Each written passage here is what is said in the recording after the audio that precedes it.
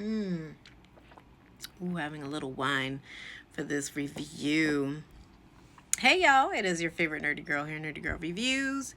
We are back with another quick recap. We are recapping Lovestory, the John F. Kennedy Jr.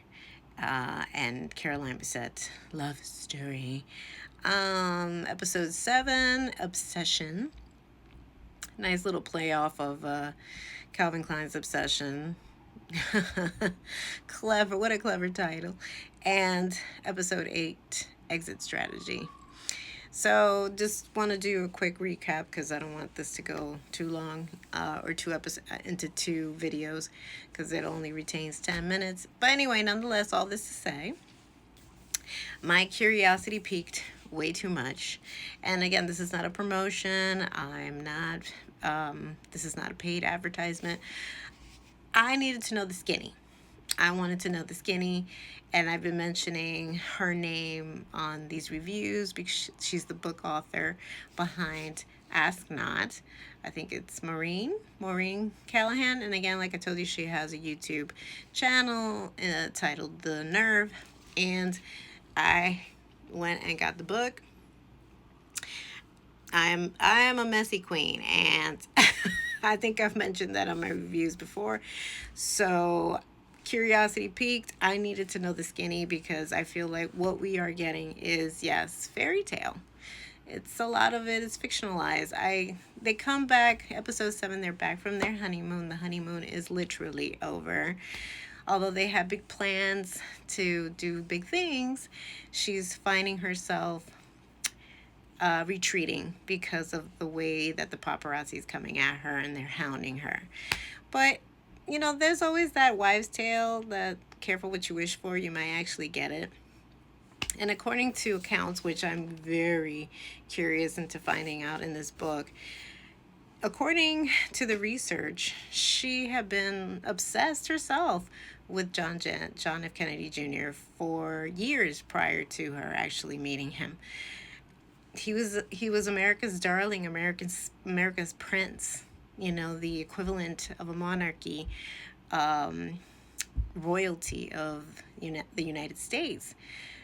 So, and she had been photographed way before they got truly serious. Her hair was a different tone of blonde. Pictures were taken of her. But maybe when she became his official wife, it went from 0 to 100, which was something that was unexpected. So now in episode 7, she's reduced to just living in the loft. She's not leaving. She's not socializing. She has almost a nervous breakdown at the end of episode 7. She's crying, and it's almost like she just can't deal with the pressure. And she's crying into John F. Kennedy Jr.'s arms, and she's like, they won't leave us alone. Did that really happen? I will say, I think the show is trying to make us empathize with the character of Caroline Bessette, but I'm finding it hard to kind of stomach all the drama because I don't believe a person that had so much chutzpah and has so much spunk and was ready to tell him and put him in his place is going to shatter like that. I've said in the past that if they wouldn't have had that unfortunate demise of them losing their lives at such an early age, and they would have probably even divorced within a couple of years, we wouldn't be talking about them. And those fights that were documented, especially the one that they tried to do their kind of wonky interpretation of in the park, in Battery Park, I believe. It didn't resonate. It felt too Mickey Mouse. I'm sorry, no shade to Ryan Murphy. I love Ryan Murphy, but it felt too Mickey Mouse. It felt too far removed. I think the real story behind it was a bit of jealousy, envy, and also that he was a bit of a cad and perhaps a bit of a flirt and a cheat. And that account and what paparazzi said of that situation then makes more sense. That heated fight that they had as a couple seemed more genuine than Why won't you love me? That didn't make any sense. So they're going back and forth. Now we go into the new episode of Exit Strategy. And you start thinking, I was like, is this finally it? But there's another episode next week. So, and I believe, what is it called? It is called Search and Recovery. But Exit Strategy is, I guess, their breaking point, the straw that breaks the camel's back.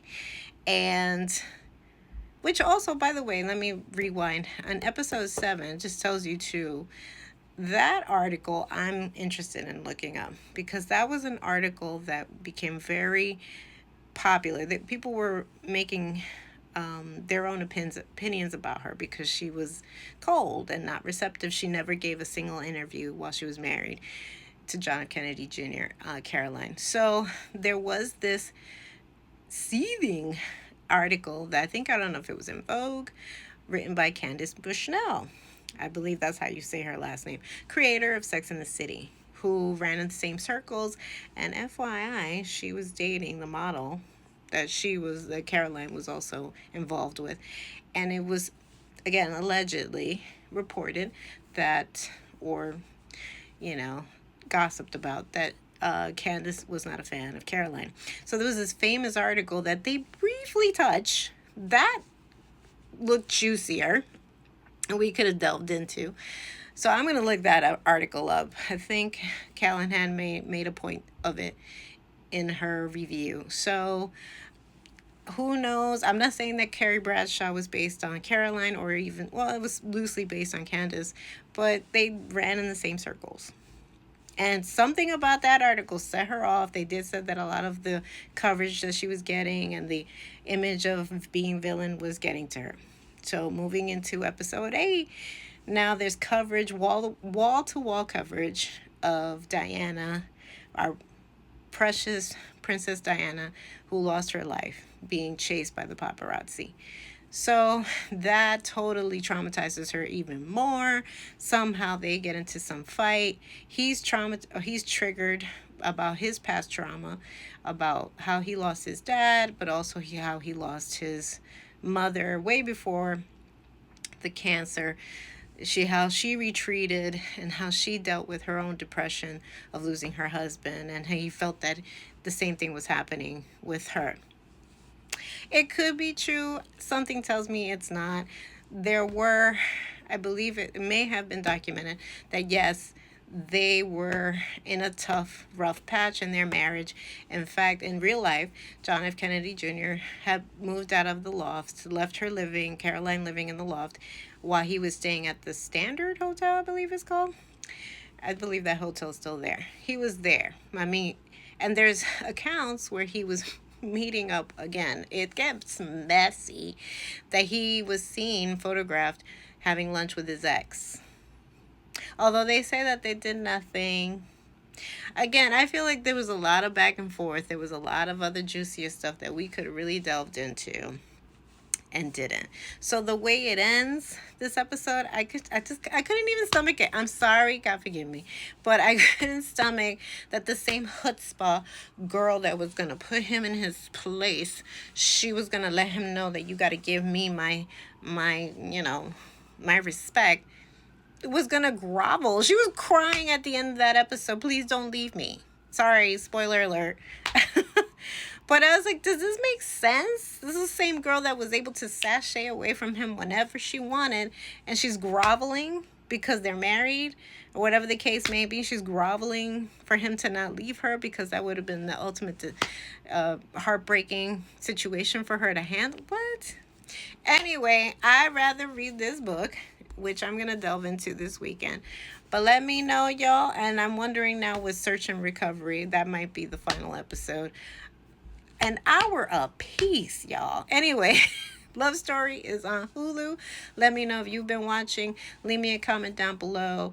And until the next review, I'm going to see if I can also review DTF St. Louis on HBO Max. That's a lot more interesting. Anyway, we will be back. Until next time, XOXO, Nerdy Girl. And I'm going to enjoy my wine with this tea, honey. Tea and wine. Till next